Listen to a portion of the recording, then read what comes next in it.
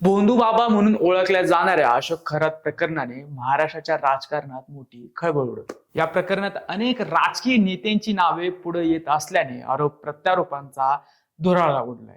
या प्रकरणात रुपाली चाकणकर यांना राजीनामा द्यावा लागला असतानाच आता सेनेच्या नेत्या नीलम गोरे यांचंही नाव पुढे येतं। गोरे यांनी विधान परिषद मिळवण्यासाठी खरात यांच्याशी संपर्क साधल्याचा आरोप होतोय। तृप्ती देसाई यांनी या संदर्भात आरोप केलाय। दुसऱ्या बाजूला शिवसेनेचे नेते दीपक केसरकर किंवा त्यांच्या कुटुंबियांचे खरात किंवा त्याच्या भावाशी कनेक्शन असल्याचा आरोप करण्यात आला। गोरे केसरकर यांचे नेमके खराची कनेक्शन काय यासह अन्य मुद्द्यांचा घेतलेला आढावा। नमस्कार, मी श्रीहरी आणि आपण बघताय बोल बिंदास।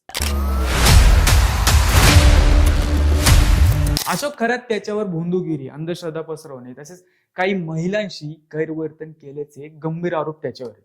काही व्हिडिओ, फोटो आणि कथित पीडितांच्या जबाबांमुळे हे प्रकरण चर्चेत आलं। यानंतर विविध राजकीय व्यक्तींशी त्यांचे संबंध असल्याचे दावे पुढे येऊ लागले। तृप्ती देसाई यांनी पत्रकार परिषद घेऊन आणखी काही महत्वाचे आरोप केले। त्यांनी दावा केला की नीलम गोरे यांचे अशोक खरात यांच्याशी संबंध होते।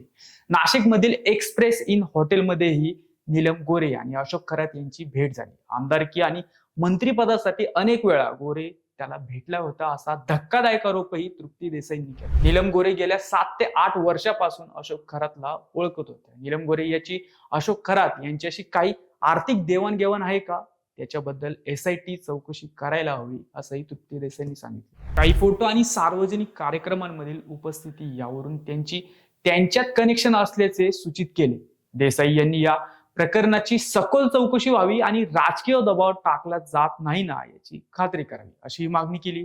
नीलम गोरे यांनी या सर्व आरोपांचे स्पष्टपणे खंडन केले। त्यांनी सांगितलं की सार्वजनिक कार्यक्रमात अनेक लोक भेटतात, त्यामुळे कोणासोबत फोटो असणे म्हणजे वैयक्तिक संबंध असल्याचं सिद्ध होत नाही। त्यांनी आरोप राजकीय हेतूंनी प्रेरित असल्याचे म्हटले। त्यामुळं सध्या हे प्रकरण आरोप विरुद्ध खंडन अशा टप्प्यात आहे। आता बघू केसरकर व खरात कनेक्शन काय। या प्रकरणात दीपक केसरकर यांचं नावही चर्चेत आले। काही अहवालांनुसार केसरकर किंवा त्यांच्या कुटुंबियांचा खरात किंवा त्याच्या भावाशी परिचय असल्याचे आरोप करण्यात आले। सूत्रांनी दिलेल्या माहितीनुसार अशोक खरातचा भाऊ दिलीप खरात हा सिन्नर तालुक्यातील बारागाव पिंपरी येथील new English school of junior कॉलेजमध्ये शिक्षक म्हणून काम करतो। 2022 मध्ये जेव्हा दीपक केसरकर राज्याचे शिक्षण मंत्री होते त्या काळात दिलीप खरात याला शालार्थ ID मिळवून देण्यात आला। हा ID मिळवण्यासाठी अशोक खरातने आपली राजकीय उठबस आणि वजन वापरल्याचा संशय व्यक्त केला जातोय।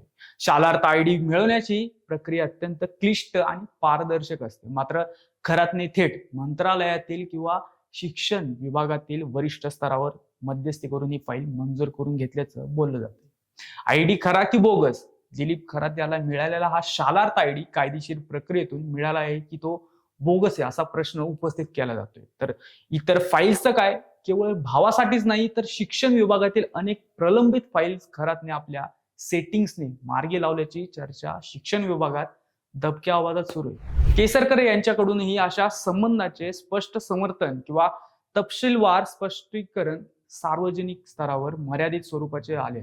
अशोक खरातचा भाऊ किंवा त्याच्याशी संबंधित मंडळींचा स्थानिक स्तरावर प्रभाव असल्याचं काही वृत्तांमध्ये नमूद केले गेले।